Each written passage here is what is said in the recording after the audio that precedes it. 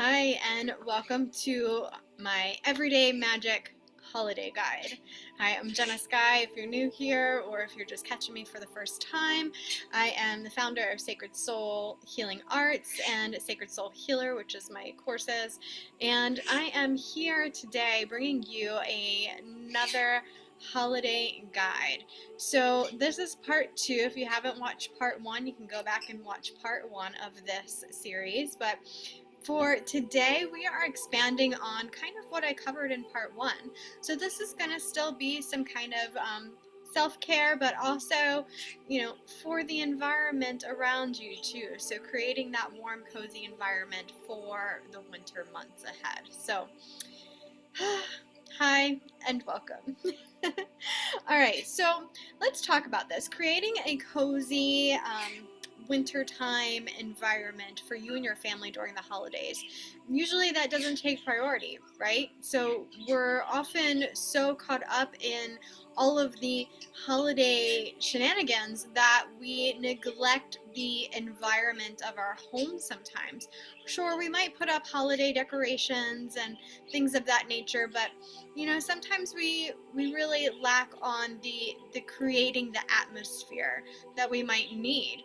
Now, some people are naturally very good at this and they live for these moments, but some of us have to work at it a little bit more, and that's totally fine too. So no matter where you're at on that scale, just know this might be helping you this season. So let's think about for a moment, in the craziness and the busyness of everything that's going on, when we come back to center, when we come back to self, like we discussed in part one of the video for taking care of your energy during the holiday season, this one we are more talking about kind of cultivating that environment of really supporting you and going inwards and supporting your family during this time too, and helping them to navigate the darker winter months. So even though the winter solstice is that time of balance of light and dark, and we start seeing the return of the light at this time, we are still very much in the thick of the winter months and the darkness that is here, that is often colder. We don't want to be outside, so we're missing that connection in nature. We're missing the sunlight energy and what that does for us internally in our bodies with the production of vitamin D. And sometimes that brings on a little more doom and gloom, seasonal affective disorders. If you're prone to depression, it tends to hit a little bit harder this time of year too. And so that makes the holiday season a little tricky for people. So here's some of the things that you can do to help take care of yourself, your energy, and cultivate this environment, not just for you, but for your family too. If you have a family at home, if it's just you, well, that's fine too. Then you get to do this for yourself, and I think that you perhaps have a lot more spaciousness to do this. If you're doing this for your family, it takes a little bit more work because you've got to try to plant the seeds and nourish and encourage and kind of help them navigate and steer themselves towards these things versus forcing. I'm not a big fan of forcing anything for anyone. So here we go. One of the things that you can do is encouraging hot teas. Now, hot herbal teas can be a great source of reminding yourself of the warmth you need inside, right? So any hot drink this time of year, hot cocoa, hot coffee, but hot herbal teas can be a great way of kind of bringing the family together, especially in the evenings when dinner's wrapped up and everyone's getting cozy. And if you follow along in part one, where I talked about really tuning into, maybe shutting the TV off and allowing for candlelight time and allowing yourself to fall in the natural rhythm of the winter months versus being in resistance, this can be a great time of also incorporating herbal teas. You can even teach your family about some of the therapeutic qualities of the herbs that you mix in with your teas and things along those lines. I myself, I love peppermint tea.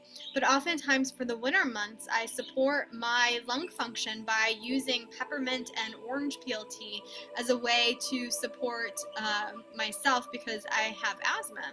And orange peel tea is actually a great remedy that came from a Chinese acupuncturist I used to work with many years ago. And she told me to, drink this orange peel tea, and ultimately it takes the place of, a steroid inhaler. And so I began doing that, and it's a terrible, terrible taste. If you've never had just straight orange peel tea, like, it's very bitter, very, very bitter. So what I found is mixing it with peppermint really helps to hide the flavor, and I love peppermint tea. And peppermint also helps with the support of the lungs and expanding the breath and opening up and clearing congestion. And it's also great for digestion. I also found out peppermint is really good for those with mast cell activation, which, if you know me, you know I talk about that. It's something that my family has dealt with for quite some time. So peppermint is actually really good to support those with mast cell activation or inflammation in the body that's going on. So this blend of peppermint and orange peel is one of my favorites during the winter months to support myself. So I know this, and my children may remember me talking about this, that we know how kids can be. But it's a way of being able to incorporate whatever might be good for you, and really helping to navigate and steer your family in understanding the power that we have to be able to take control of our health and what we're putting into our bodies, and really being mindful of the herbs that we choose for our teas and how we are preparing it, and allowing children to get involved if they want to, or maybe creating a special blend for them, getting them involved that way. If you know that they are dealing with different health things, looking up the herbs that can be supportive for them and making a tea blend for them that tastes good. You can even infuse fruits like blueberries or pomegranates or raspberries into the teas as well to give it a little more fruity of a flavor. Pomegranate green tea was another favorite of mine that I love to drink just for the antioxidant properties.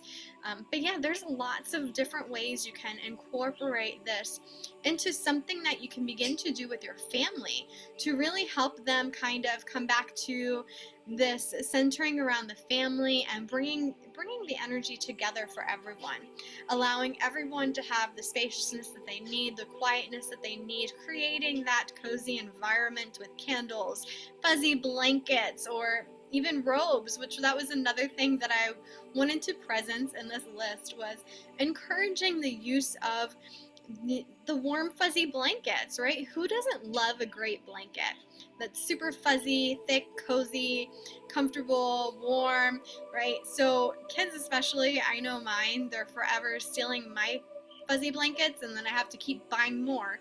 So this can be a way of incorporating this time of everyone snuggling up in the living room with a blanket.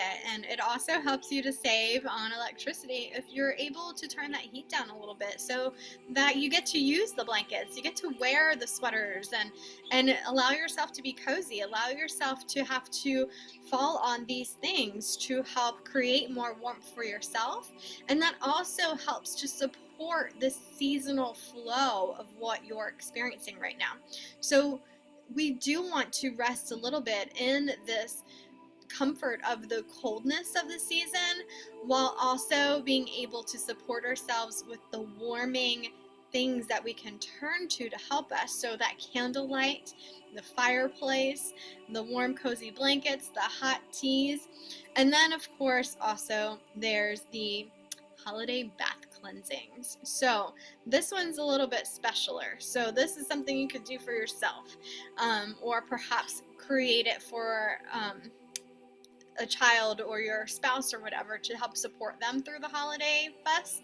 But aside from creating the environment and doing things along those lines, coming back to the self in a way that you can help yourself through the holiday times is the spaciousness for a nice cleansing bath. So what makes a bath cleansing? And I don't mean soaping yourself up.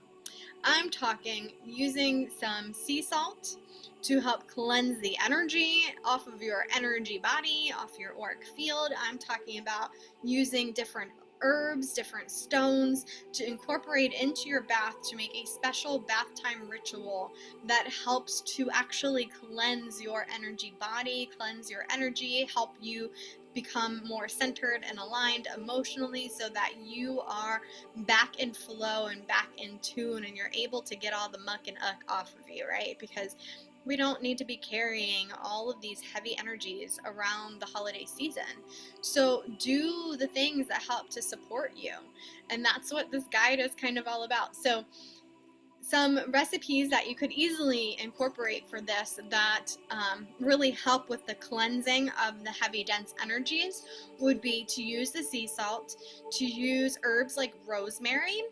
Putting sprigs of rosemary in your bath helps with the cleansing qualities.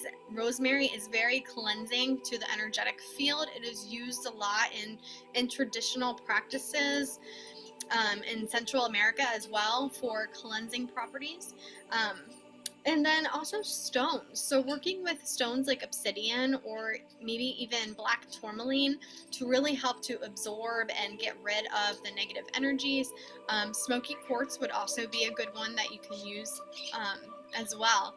And being able to have these stones on or around or even in your tub, like absolutely place obsidian or smoky quartz in the bathtub and allow the energies of that stone to create that energetic vibration for the water that you're in, for the cleansing properties. That's just a way of being able to bring this more into a practice for you, something that you can tangibly be doing to help you with cleansing your energy. Now, if you're like me and you're like, well, I don't have a bathtub, I have a stand-up shower, what can I do? Okay, all hope is not lost. So you can get the rosemary sprigs. You can often find, if you don't have a rosemary plant to clip from at home, you can find some at the grocery store, usually in the produce section where it's fresh sprigs of rosemary. You might even be able to get lucky and find some fresh eucalyptus. I actually just bought some at the store today. So I've got some beautiful stems of eucalyptus too. So you can take these, wrap them with a cotton string or some sort of string and hang them from the shower head. So the heat from the shower helps to release the oils and the scent of the herbs. And so you're still getting that sense of cleansing, but it's coming more from like an herbal steam versus it being in the bathtub with you. So it still works, just works in a slightly different way. Still embodies the cleansing qualities that you can use. And then you can also find they have salt stones that you can use in the bath. And so there are these carved, polished stones of Himalayan sea salt that you can use, and you can actually rub it over your skin, directly on your skin. It has great minerals that are good and nourishing for your skin, but it's also cleansing for your energy body. So I definitely recommend that. Or if you don't want to order and spend more money on things for yourself, because I know this time of year can be a little interesting, you can absolutely use some sea salt. Just make sure it's sea salt and it's not the table salt. The iodinized table salt really does not make for a good salt scrub. You want to use a sea salt or the pink Himalayan salt as a base for your scrub. And you can absolutely make your own salt scrub to use in the shower or even to use in the bath. And you can add oils and you can add essential oils of herbs that are cleansing or things that can support you. And it's just another way of really layering on a practice that you can start doing right now during this holiday season before it gets any more out of control, right? So these are things that you can start setting up for yourself, to do for yourself, creating the time, creating the environment, lighting the candles, turning down the lights, creating more spaciousness, more quietness, more peacefulness in your life. Take the steps to create it. That is how you begin to weave the magic into the everyday, is doing the steps that help to create that presence in your life. So we've got the hot herbal teas and being able to even make that into a family thing. We've got encouraging the warm blankets and the soft fuzzy robes, and being able to harness that sensation of getting cozy and allowing more spaciousness to go within, and being supportive with that, with the entire family, like not just for yourself, but perhaps if they see you doing it and you're creating the space for it, you might find other people begin to join you because you look so cozy and so peaceful. And it just naturally begins to start transforming that energy in your home. And then the holiday bath cleansing. So, if you're gonna take a bath or a shower anyway, you can turn it into a ritual experience for you to help cleanse your energy, to even create a little spaciousness, especially if you have a super busy schedule, or it's a schedule that you have no control over because it's a work schedule and you have like very limited time to be able to do things. Weaving in the practice of creating a ritual bath is a really easy way of getting some of that work in there into a busy schedule, because you're going to be taking a shower or a bath anyway. So create that as your space of coming into this spiritual practice to cleanse your energy and be intentional with it. That's the key. Be intentional with it. The more intention that you can bring to your everyday things, the more magical you create them. And what a better way to start than with your bath or your shower, because it's something that you do on the daily, and it gives you a chance to really honor yourself. And just that practice alone can be so life transforming. All right, guys, so there you go. There is part 2. It's a follow-up to the part 1. So if you didn't watch part 1, do go back and do that. It was a little bit more in detail. This one's just kind of adding a little bit more to that. And stay tuned, because part 3 was going to be about other aspects to protecting your energy and really staying in alignment this season. All right, guys, many blessings. Thank you. Namaste.